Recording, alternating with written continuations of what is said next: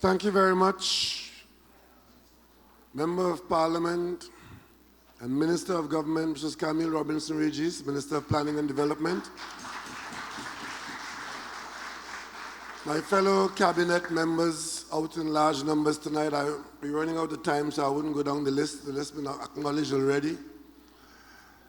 But good night to all of you who have taken time out to come out from your homes and be here in this center with us, and particularly those of you outside in the overflowing audience who are part of this community information sharing exercise. And good night to those of you in your tens of thousands who are still up at home and listening to us as we, the government of Trinidad and Tobago, talk to you, the people of Trinidad and Tobago. You see, before you elected me as Prime Minister, I told you that one of the most important jobs of the Prime Minister as a manager of any entity, the most important job of the manager is to select the right people for the job. And tonight, as leader of the PNM and leader of Trinidad and Tobago, I take pride in the presentation of the Attorney General and the Minister of Finance in talking to you, the people of Trinidad and Tobago. No ifs, no ands, no buts, no maybes, but straight facts about your business that they are managing. Now I can tell you, not every minister has the aptitude of the Attorney General. Not every minister has the energy of the Minister of Finance. But not every cricket team has a Gary Sobers. And not every player in the 11 is a Sunil Narayan. You have different aptitudes, different attitudes, and I hope that they are good attitudes. But I can tell you we are forming a team. It's a work in progress. And what you've seen tonight is the way forward for the future of governance in Trinidad and Tobago.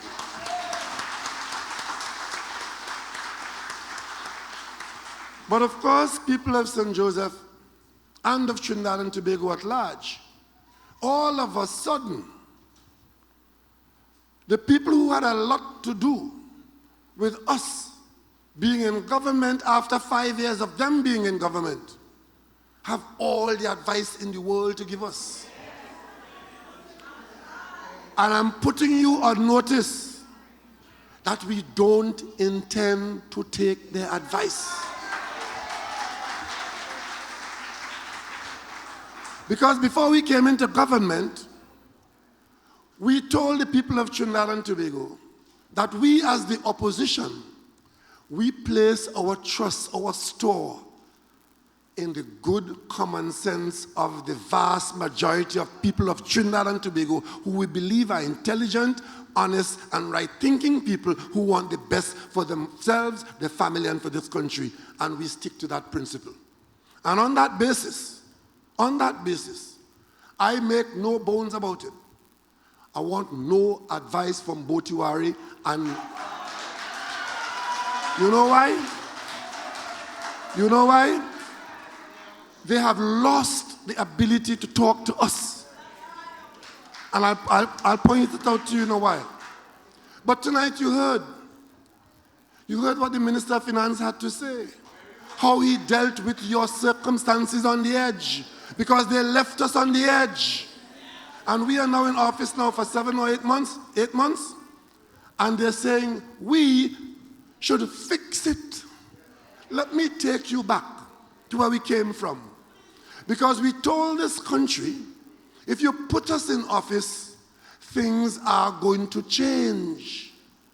And that is the reason why you put us in office, so that things will change. But change from what to what? And there's something else too, you know.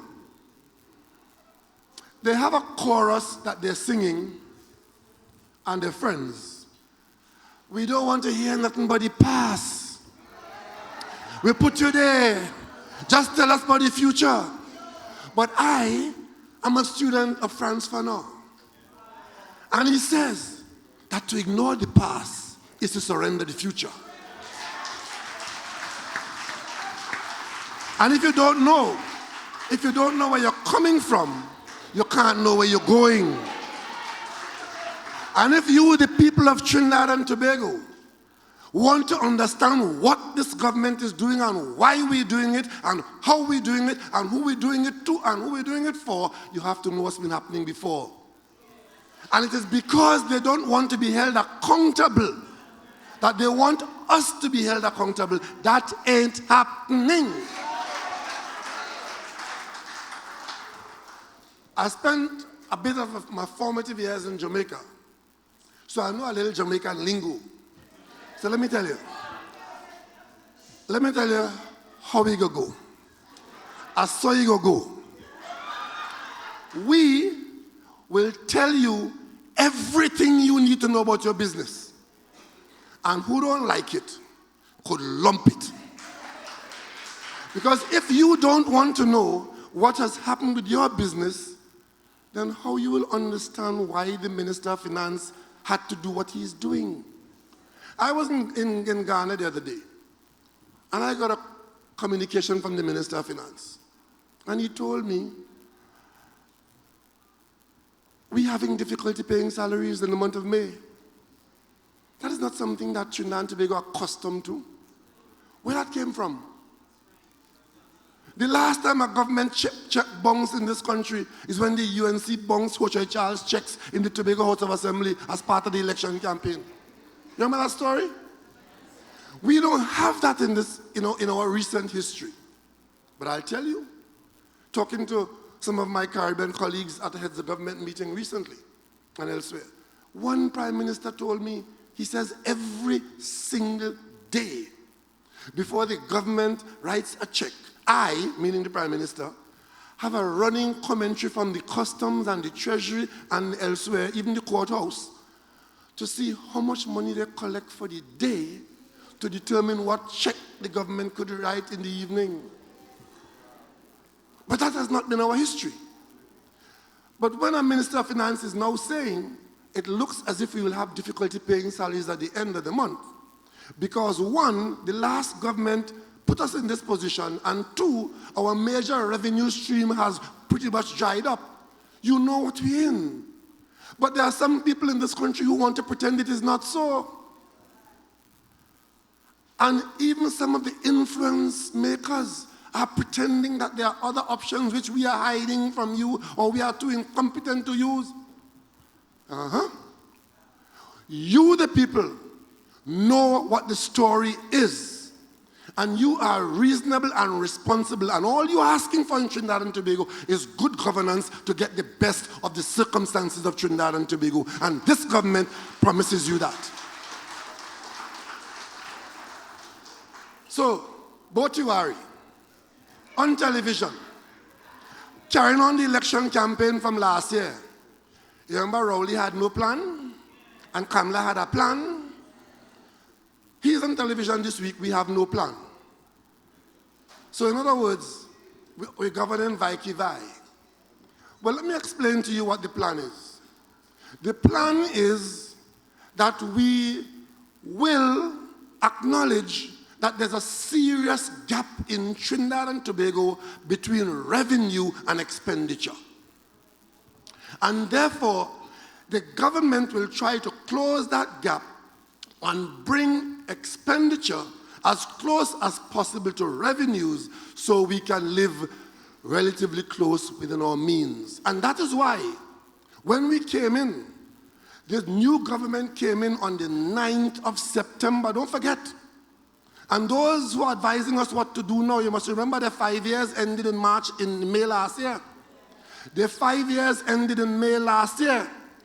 They took a deliberate decision to use the law to the limit of its permissibility and took the election right down to the very last day in September, knowing that the budget legally would have been required to be passed by the end of September. So new government on the 9th of September, fiscal year ends on the 30th of September, new fiscal year begins on the 1st of October. What is the new government to do? The preparation of that budget would have been taking place since May, into June, into July, and so on and so on. And that budget was targeted at the $63 billion level. But this morning, yesterday morning, both URI and television saying, they have been warning the government that we started the last budget too high. We came in on the 9th of September. And there's somebody from my alma mater who is saying that we should have started the budget with a predication of oil at $30. And therefore we wouldn't have had to use the stabilization fund. You hear the kind of advice we're getting? If we had predicated the budget with oil at $30 so as to avoid using the savings, we'd have had to send home half of the public service because the budget would have been in the order of $30 billion. So in one 3-month period, to reduce the government expenditure from $63 billion where they had it, down to $30 billion that they're advising us to take it, would have meant capsizing the whole economy and the social life and the economic life and the general life and livelihood of all of Trinidad and Tobago. That is the advice they're giving us. So you understand why I'm saying we're not taking any advice from them. Another one said that we should manage the country using revenues from the non-oil sector. And in that way, we'll avoid the fluctuations of the energy sector. People, how much money does the non-oil sector earn in this country? So to avoid having to buy a shoe, cut off your foot. That is the advice we're getting.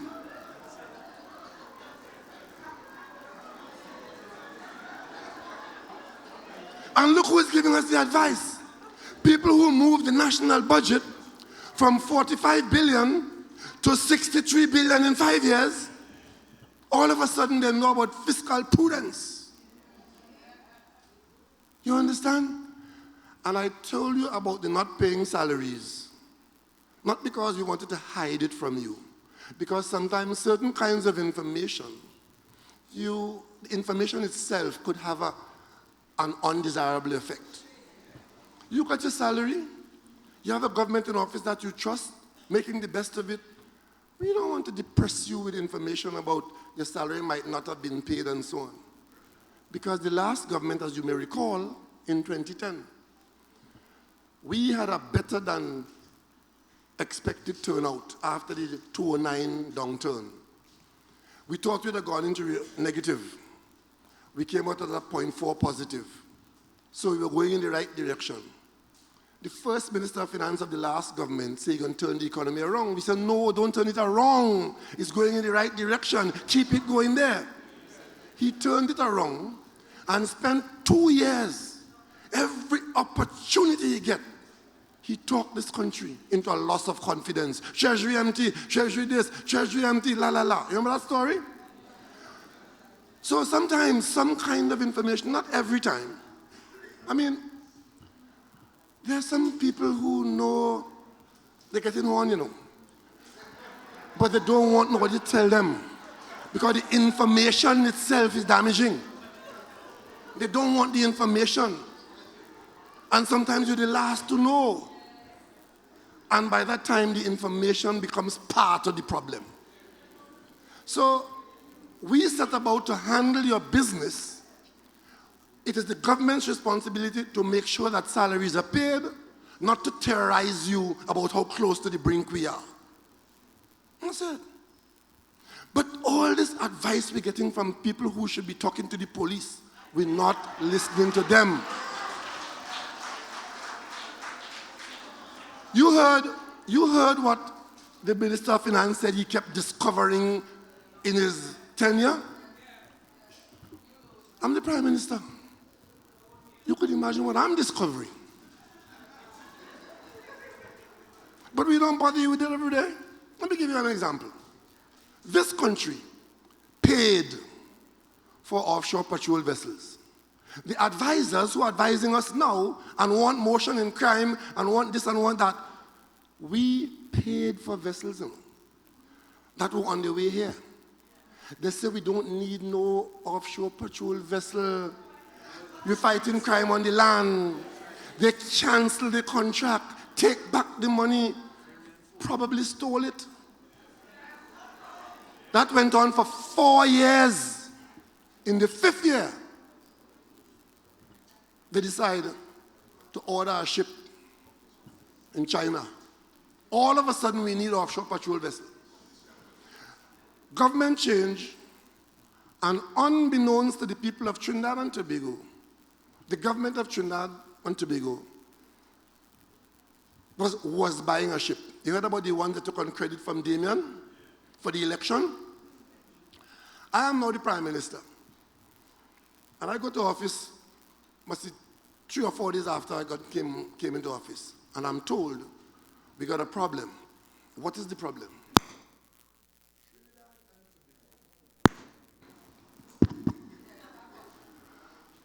One more. Stay right there.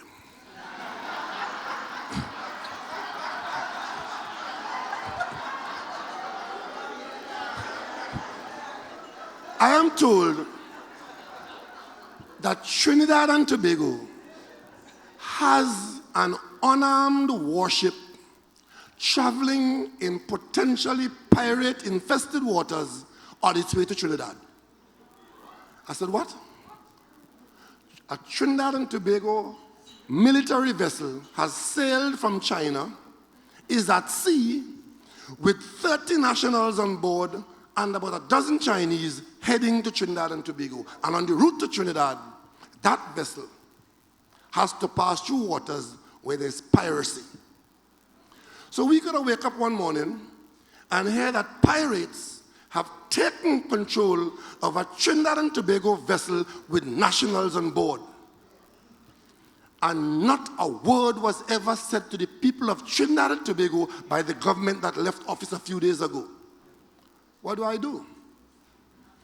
I had to call the Americans and ask them to use their strength to protect our vessel from pirates to get it to Trinidad and Tobago. And then they said, we don't have any units in the area.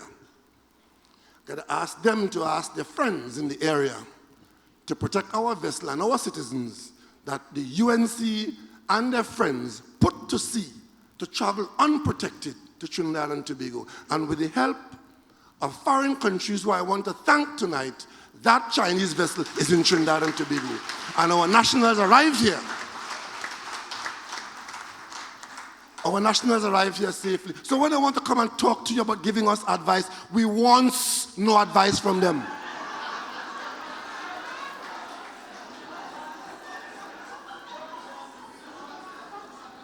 The same people who said that they canceled the OPVs that we bought and designed, which is now called the Trinidad class vessel. They said one gun malfunctioned, and that made the whole operation a lemon. And we lost our vessels and lost our money too. But they put to sea an unarmed vessel to travel halfway around the world through pirate-infested waters. And they want to give us advice. You understand? But what have we been doing since we came into office? What is the plan? The plan is to ensure that we responsibly suppress the runaway expenditure that brought the national budget up to 63 billion, which cannot now be sustained. We were expecting $10 billion from the oil industry. We would be lucky if we get 3 in total at the end. What we had in savings, they raided at the NGC, and you heard all about it tonight. So our circumstances have changed. But there's one good thing going for us right now, I could tell you, if I may say so myself. The one good thing going for Trinidad and Tobago right now is that this country has a prime minister who is not in love with the job and is prepared to do what has to be done.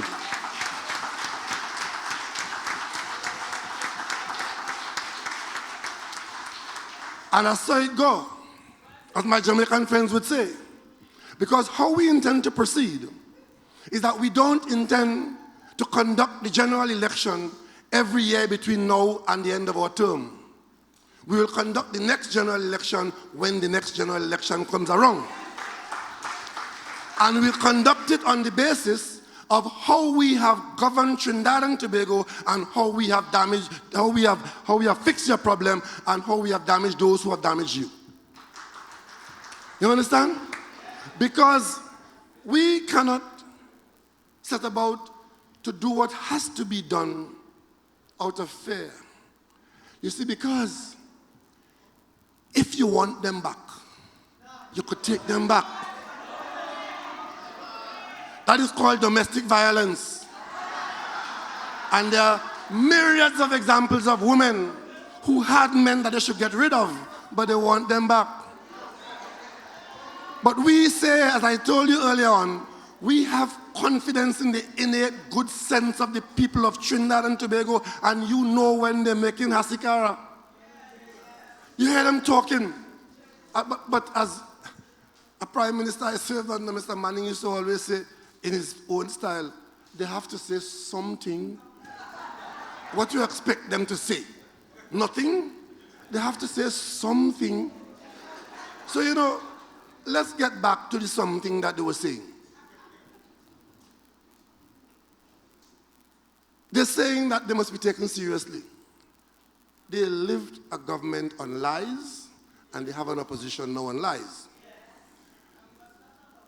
The government spokesperson, Dr. Tiwari, accused us on the Heritage Fund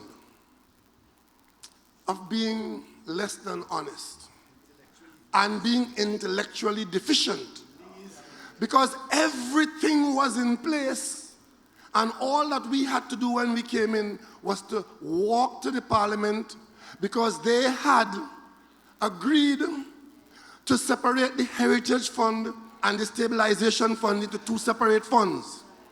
And they said the legislation was done, and they sent it to the AG's office, and all that had to be done was for us to take it to the Parliament and separate the two funds. You see, if people want to advise you, they must first be familiar with the truth. This is the cabinet note that Dr. Tiwari was referring to. Cabinet minute number 2010 of July 17, 2014. So if it was so easy just to walk with it from the government's office to the Parliament and separate the funds, between 2014 and the election of 2015, they couldn't walk with their own document. But the interesting thing is, and it is the revised, listen to it, huh? And I'm telling you this so you must know who's trying to advise you. The revised policy proposals for the Heritage and Stabilization Fund Amendment Bill 2013. So since 2013, they set about to revise the policy of the fund. But what was the revision? Let me read to you what the revision was. And bear with me, I'm quoting now from page 3. Article 7 on page 3. And listen to this carefully.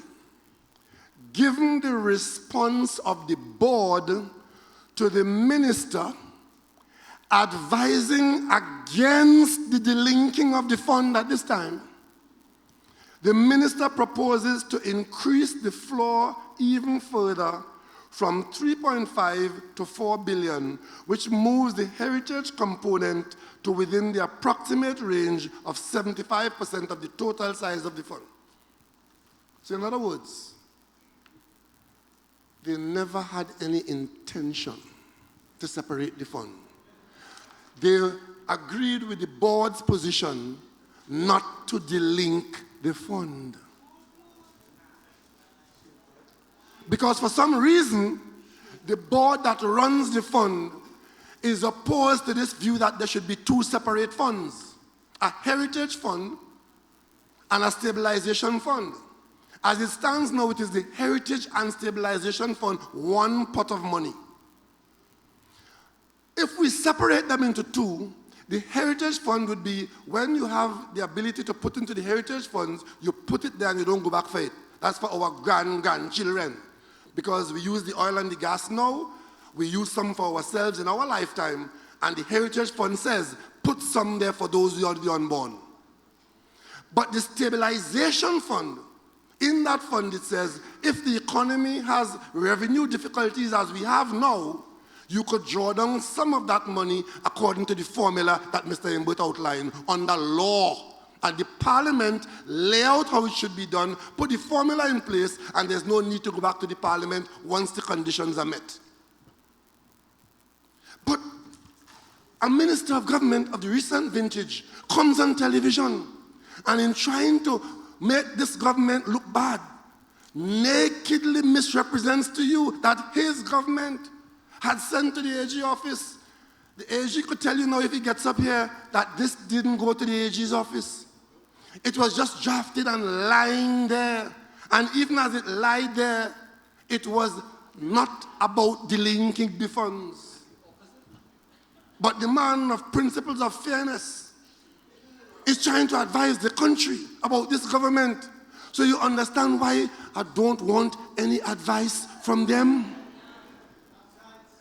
They have a difficulty with the truth, with honesty. So we proceed. We proceed. You know, the next talk is about, you all have not diversified the economy. Between September and now, we were supposed to diversify the economy. In fact, we're getting all kinds of advice. One piece of advice is, don't touch the savings fund.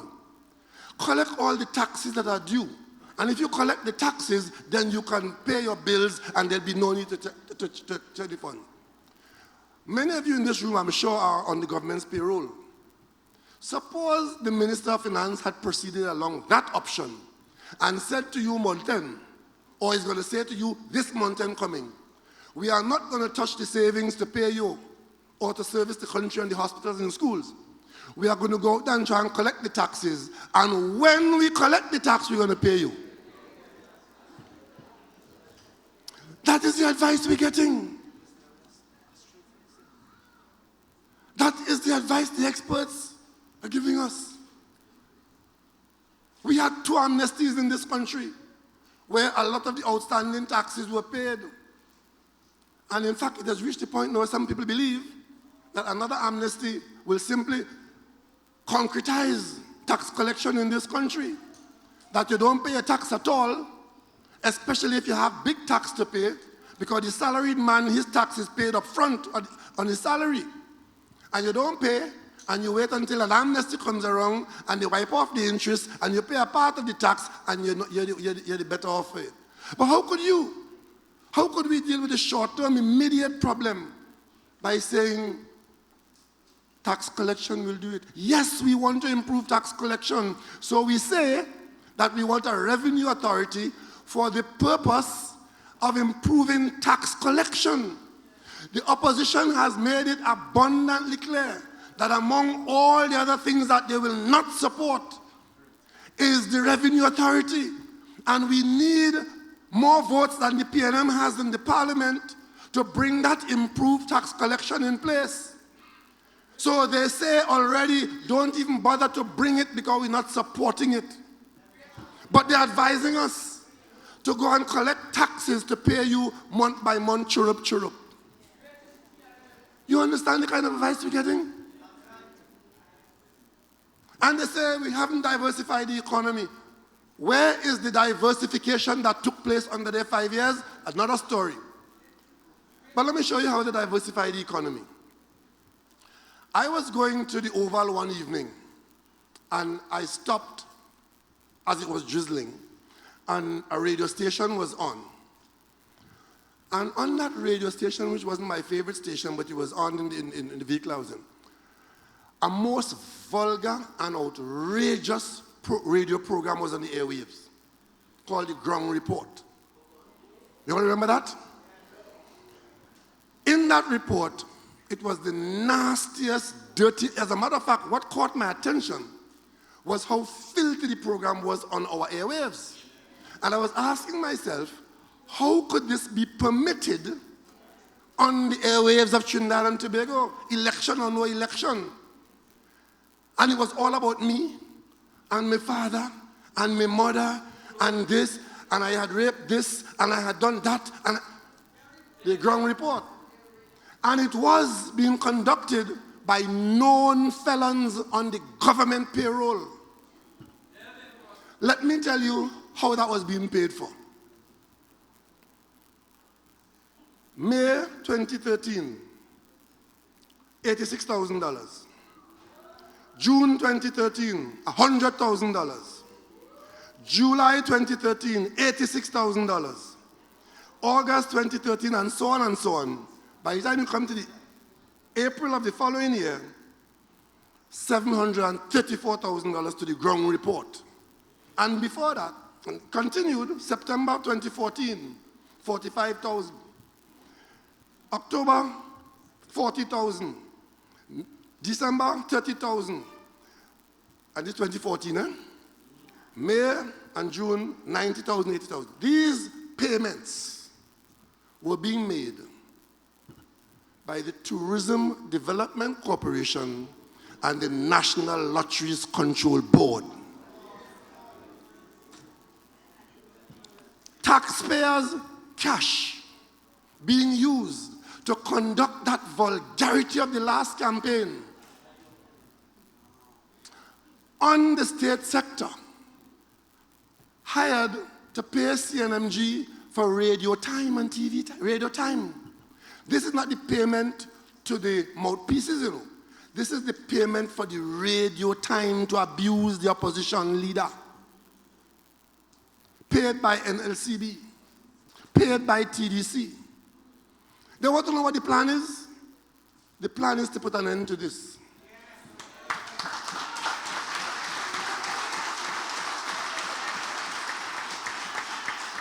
So the TDC of the last government that had the Mr. Principle of Fairness as the Minister of Planning and Development, and this was TDC's contribution to diversifying the economy. What is our contribution? How has things changed since we voted the PNM into office? Well, let me tell you how it has changed. I looked at other alternatives because it appears as though for the foreseeable future, the good times that we've known in terms of volume and unit price in the hydrocarbon sector, the petroleum sector, we'll maximize what we can do there, but we need to do more elsewhere. And one of the early areas that lends itself to growth and diversification is the area of tourism.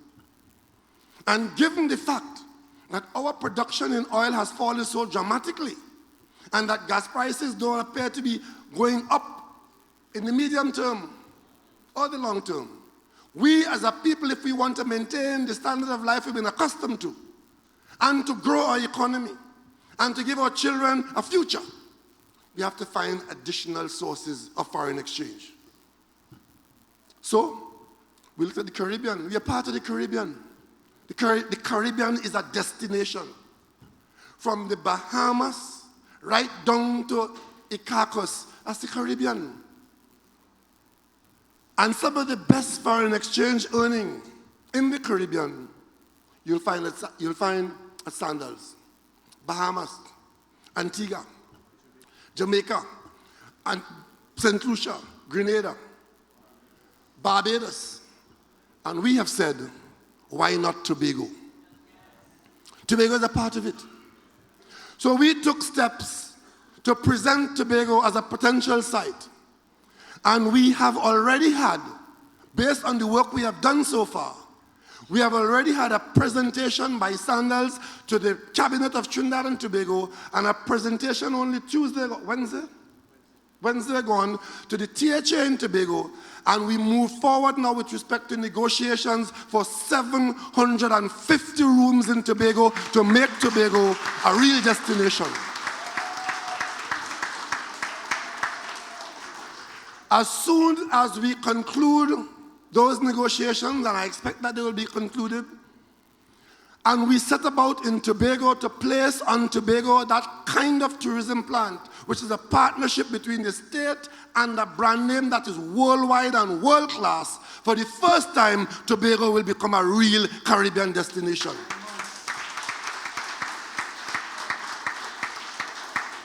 And that kind of development in Tobago will have dramatic effect in Trinidad. Because the construction period, thousands of jobs. The operation of that facility, thousands of opportunities, well beyond what Tobago can absorb at the moment. And the training and quality of that product will lift the entire tourism plant in Tobago and the product. And of course, the wasting of money in TDC, in this way, would become a thing of the past. And it doesn't stand alone on that project. To get Tobago into that situation, we've taken steps to upgrade the electricity in Tobago. We've given instructions to upgrade the water supply in Tobago because we've cleared the deck for a water treatment plant, a desal plant in Tobago, and to expand the economy, the power generation in Tobago. And of course, we're moving now towards concluding discussions for building at least one or possibly two marinas in Tobago, and Tobago gone clear.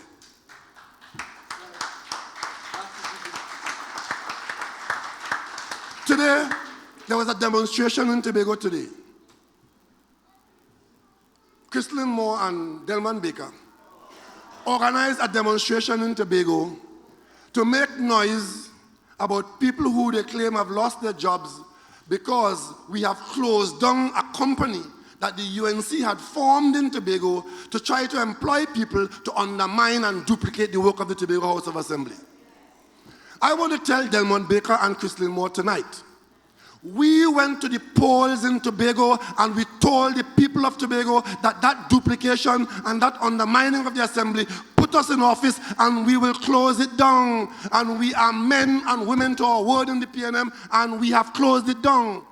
It had nothing to do with Tobago's development. It had to do with the UNC trying to get a foothold in Tobago and give Delmon Baker $16 million to go to Tobago to employ people at the ministerial level as he sees fit and promising them careers of doing nothing on the payroll.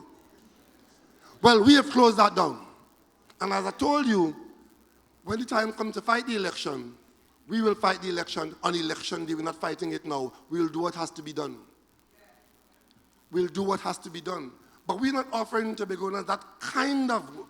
We're offering them an opportunity to take part in the Caribbean tourism plant in a meaningful way. And while we will spend some substantial amount of Trinidad and Tobago dollars establishing that economic entity, for its life, it will be earning foreign exchange. How much tomato we going to plant? How much baigan we going to plant? How much pumpkin we going to plant? To maintain the stand, and that is not to say, you know I like my cassava and my dashing and my potato and my baigan. But in terms of talking about earnings and foreign exchange to maintain the standard of living that we have become accustomed to, we got to think big and move fast. And that is what Trinidad and Tobago is doing now under this government. And even before we got the interest of Sandals to come to Tobago, we committed to the people of the Eastern County. We have here tonight the Member of Parliament for Toko Sangre Grande. When we campaigned from Matmut right down to Valencia, we told the people of the eastern part of our country that we will open up the eastern part and link it to Tobago by building a road, a quality road from Valencia to Toko. And that road will have at the end of it a ferry port that going to Tobago would be a 20-minute breeze. Drive on, drive on. Let's dream this. Let's see this. 750 additional rooms in Tobago, a Sandals and a Beaches hotel. And you could drive from Pinal, you could drive from Point 14, and you want to go to Tobago, you just drive to Tobago. You want to stay in Tobago, you stay in Tobago. You want to come back, you just come back. This nonsense about you want to go and you have no ticket and you can't book. And the thing will change. And with that quality of road, all the real estate from Arima all the way to Buku would change because the country will be opened up. And guess what? I put this spiel forward to the IDB in Washington a month or so ago. And President Luis is eager to provide us with the funding for that. It wouldn't be another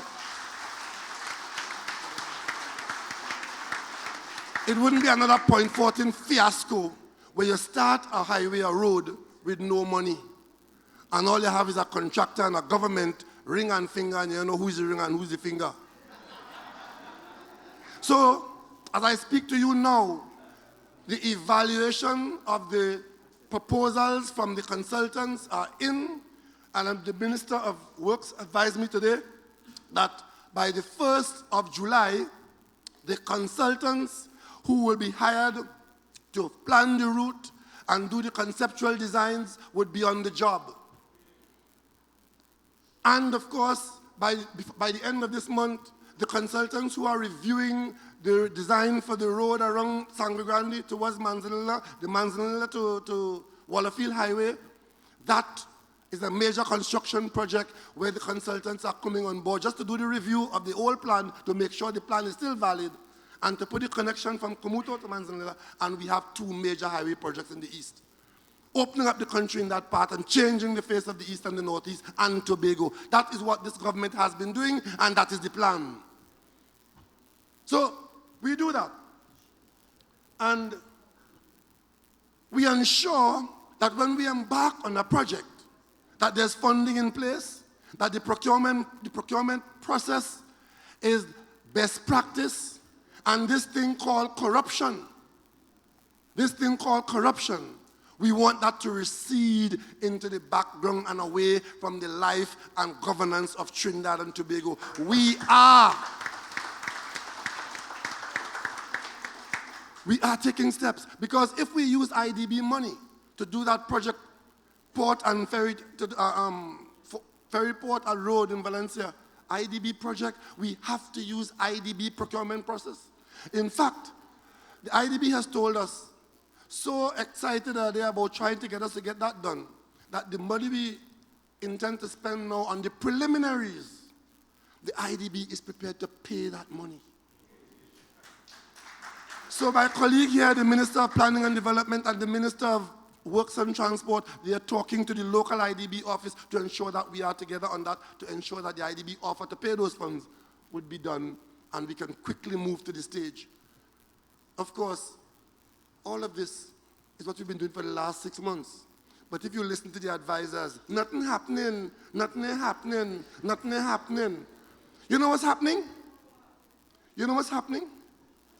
The people of this country are quite correctly holding this government accountable to secure the country and to make you feel safe. But the ministers of government, it is not their job to interface with the criminal element or to run security around the streets and your neighborhood. There are other people in the country whose job is that.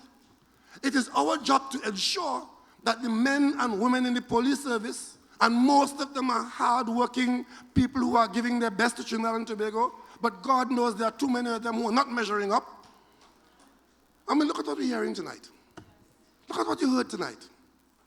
The more we try, the more we spend, the more foolishness some people are carrying on with. Right now, the Ministry of National Security is the largest single allocation in the national budget. And we want to make sure that we get a bang for our buck and we get benefit for the money we're spending. To start to get that, we need to have a commissioner of police in charge of the police service.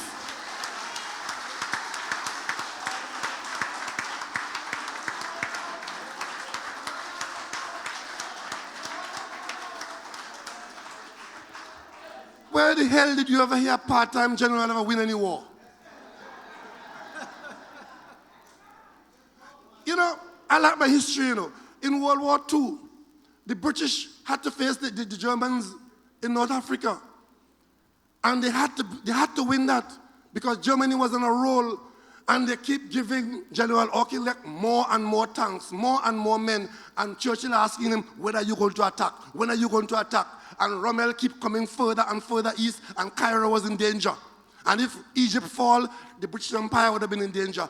General Auchinleck, when are you going to attack? More tanks, more men. More tanks, more men. Churchill removed him and put General Montgomery. And General Montgomery, using the same set of tanks and the same set of men, executed his plan.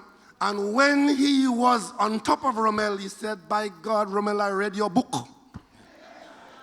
And the war turned, and Montgomery became Viscount Montgomery because he defeated the outstanding German general. How much more tanks? How much more men?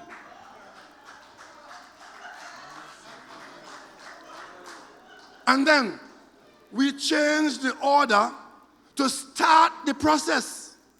To start the process of attempting to appoint a commissioner of police to take responsibility as a substantive head. There's something called morale. Fighting men and women fight based on the morale, how they feel about the fight. And if the morale is low, or if the environment is corrupt, because no corrupt army has ever won a war. It's self-defeating. And Trinidad and Tobago is losing this war against the criminal element. We are losing the war. But you hold the government accountable. And the government must be held accountable. And we are saying we want a commissioner of police. And for reasons best known to the opposition, they are saying, we like it so. So they're going to court. I understand Madam give herself silk, going to court to argue that the government has done something wrong. The country is awash in blood. There isn't a news item in this country where there isn't a good chance that a major part of the news is who killed who. We're talking about tourism as our way out. Oil and gas is now questionable in some areas. We're saying let's grow with the rest of the Caribbean in tourism. Now, you know why they can't advise us? Because they accepted a prize from somebody that Trinidad and Tobago was the world #1 tourism destination while we were under a state of emergency for murders. Remember that? So you understand that we're not in the same wavelength? We have to bring this crime under control so that when we make this significant investment in our foray into becoming a Caribbean tourism destination, that crime is not an impediment to our success.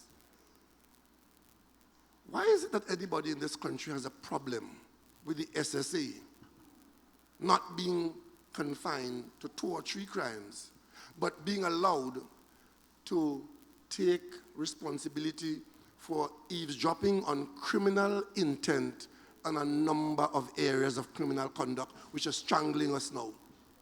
The SSA Act initially was specifically to do with drug trafficking and drug dealing. But the range of crime is much wider than that.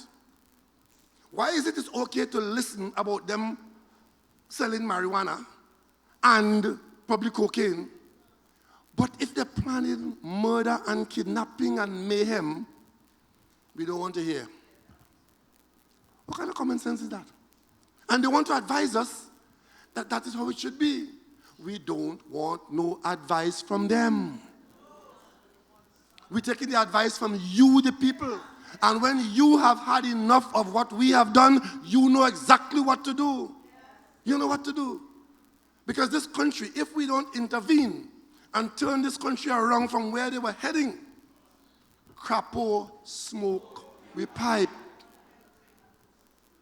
Would you believe, right, that there's one state agency coming before the cabinet for an increase in its overdraft to pay salaries, And while they can't pay salaries for the workers in there, that same agency had entered into a $12 million contract with Ernie Ross to provide PR. You remember Ernie Ross? You remember the promise to pay anybody over 60 a pension? And when we asked for the pension that got him into office, they say, we didn't say that. And then Gavin Nicholas says a misprint. And then the UNC say it wasn't our party, it was Ernie Ross that made that mistake. We didn't approve that. Remember that, Ernie Ross? I am now fighting with what the Minister of Finance just talked about there. And I am telling you about your circumstances you know about, and it galls me to see that CDA spend $9 million on PR and being sued for a further $3 million. So it was a $12 million deal. That is how the plan was working. So, Mr. Tiwari, the plan changed. The plan is that the plan changed. They went down to Shagaramas to do business. We have found that some of the business require review. And while we have no difficulty with growth of the economy in Shagaramas, it has to be properly done. And that is why this government is renegotiating the arrangement that they left in Shagaramas.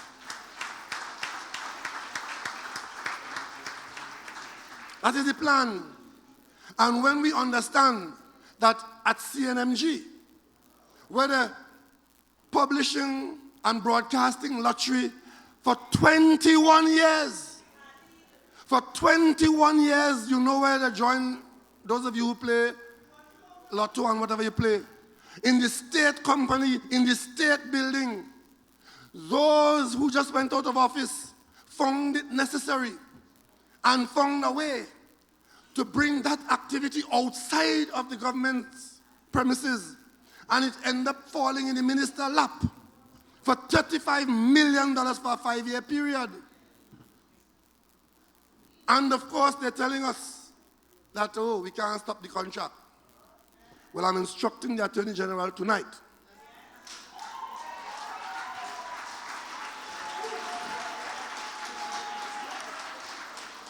to advise the Minister of Planning and Development about CDA and the Minister of Finance about any contract as described in the papers where the public interest is not being served, and do not hesitate to intervene, the relevant ministers. We will put our trust in the hands of the people. Every day is that 10 million there. You know, there are ministers of government who are now mouthpieces for contractors who should be talking to the police. Ex-ministers. They were ministers when they did do. They were ministers of government. Imagine those people in the parliament now in the opposition, mouthpieces for contractors.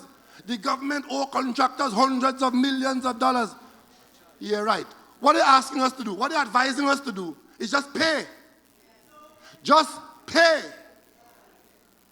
In an environment where this responsible government, seeing and hearing all that we saw and heard before we came into government, will just come in and just pay. Well, this government commits to pay all contractors' legitimate claims. Any contractor's legitimate claim will be and must be paid.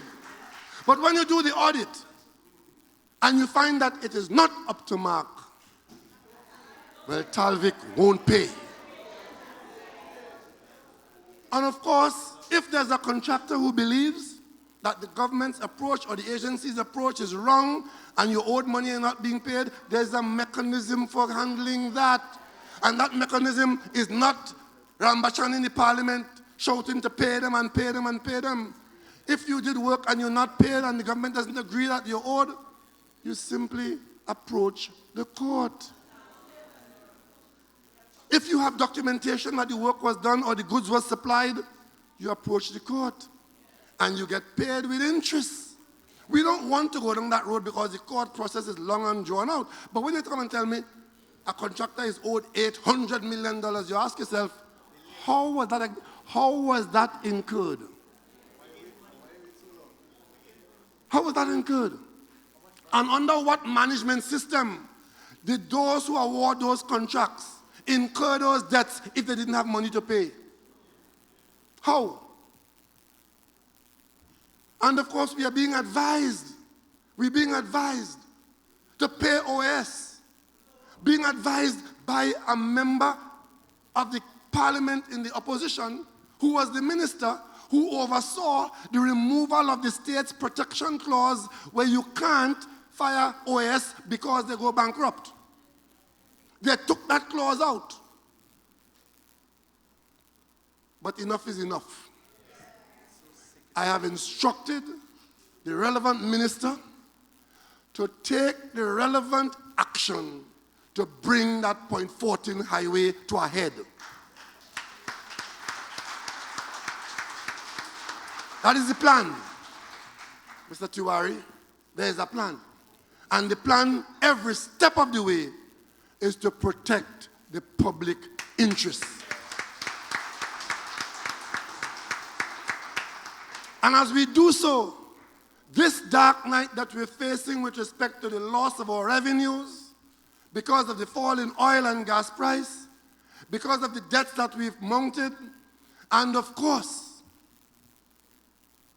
of the waste that we have been accustomed to, there's light at the end of the tunnel. We in this government see this period as temporary. It's an opportunity to rectify a lot of what has been going on, and to do so, we have not only advised ourselves. We have put some of the best thinkers in the country or the best experience to work on the health sector. And I expect in the next few weeks to receive that report from that health sector review committee under Dr. Welch. And we expect it will tell us what is going on in the health sector and how we should proceed. The same thing with respect to the Economic Advisory Board. I'm informed that in the next few weeks, very soon, the work is complete, and a presentation is to be made to the cabinet in the next few days, and that will tell us a lot that we need to know as we go forward dealing with the state enterprise sector and the economy as a whole. And that body of advice, approached in a sane and sober way, where for 6 months we had our national experts looking at our circumstance and determining exactly what it is the truth, what is the reality, putting this government in a position to make some far-reaching decisions which will have the effect of improving our circumstance. Cut out waste, cut out corruption, prioritize correctly. What is working well, we support. What is not working, we remove, and so on, guided by consultation. You know, all of a sudden, that's a bad word in this country now. At one time, the PNM used to be accused of not wanting to have any consultation. And after we put these groups in place to do this kind of work, they're accusing us of being a government of consultation. We wear that label with pride. We wear it with pride. But the one thing I want to make sure that you do, expect that at every step of the way, the government of Trinidad and Tobago, this PNM government, will tell you what is going on and tell you what we're going to do. I came and addressed you just before Christmas, or was it before New Year? Prime Minister addressing the nation and saying, listen, one of the things that we intend to do is to draw down in 2016 $1 billion from the Heritage Fund. And in 2017, $700 million. That fund is in US dollars. So we said to you, the fund, which is held in US dollars, will take out $1 billion. Well, if it's US dollars and you take out $1 billion, it wouldn't be $1 billion francs, it's $1 billion US dollars. And they know that, you know. They know that. But to misrepresent you and try to confuse you, giving you the impression that the government had done something wrong and something underhand, because the Prime Minister had said he was taking out $1 million TT, $1 billion TT, and they take out $2.5 billion TT. 1 billion US is 6 billion TT.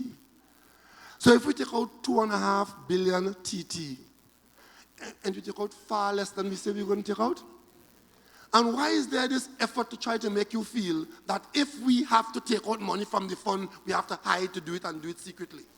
Why? We have no difficulty in doing that because we told you that is what we were going to do.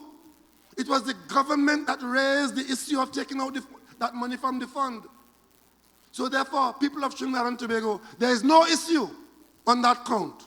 None whatsoever, except that we had savings, and in this rainy day, we used some of it very prudently. And I'll tell you something else, you know. I heard Mrs. Kamla Prasad Bisesa saying that we using the fund like a brand tub. It is because she thought that the treasury was a brand tub why she behaved the way she behaved. And telling us that when she comes back into office, she'll put the money back. Well, the plan is this. She intends to bring the money back when she comes back. I want to tell her now, bring the money back now. Bring it back now. The people of Trinidad and Tobago want the money now. Don't wait until you come back because you ain't coming back.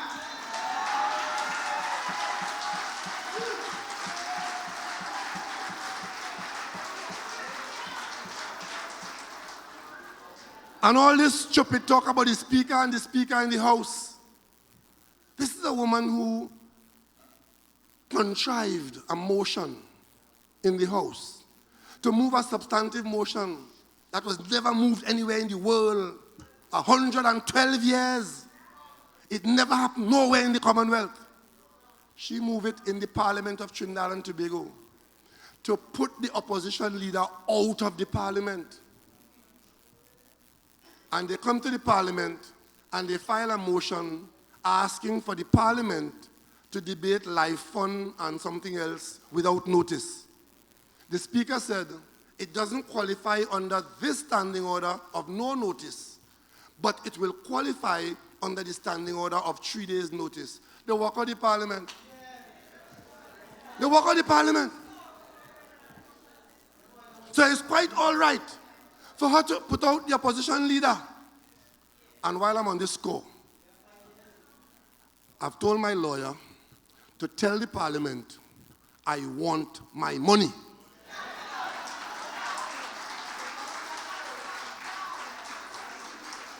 I don't like my money to sleep out. During the period of my expulsion from the Parliament, thanks to Mrs. Prasad and the UNC, the Parliament refused to pay me. Good? I was functioning as the opposition leader. They banned me from the Parliament, but they could not touch me as opposition leader. Because under the Constitution, the opposition leader is a person who holds that position by virtue of the support of his colleagues. The person who has the majority of support who is not the Prime Minister. And while I was put out by Mr. Prasad Bisesa, the President acknowledged my post as opposition leader. And on many occasions consulted me, as the Constitution requires, to sign off on the appointment of many posts in this country, including Acting Chief Justice. Putting them on notice tonight. If I don't get my money on the ground that I didn't work, then it means that they didn't have no opposition leader. And it means that all them things that I sign ain't signed good. And it means that everything that Chief Justice did in the courthouse while I signed for he to be there and do good. So if they know what good for them, give me my little kakada and prevent that calamity of me not being opposition leader being declared to be so, and every lawyer in the courthouse looking to see if my client was one of them that he interfered with. And of course, it was the very Parliament that kept my staff paid in the Martin West, while I continue to be the Member of Parliament for the Martin West. I tell you this, people, because this is your business, right? That's your business. And who created this mess? Who created this? Kamla Prasad Bisesa and the UNC, who now want to advise this government as to how to run the country. I say to you tonight, have faith in your PNM government that this country elected. And this government gives this country the best opportunity to get out of our current difficulties. I thank you for coming, and I thank you for supporting, and I thank you for understanding Trinidad and Tobago.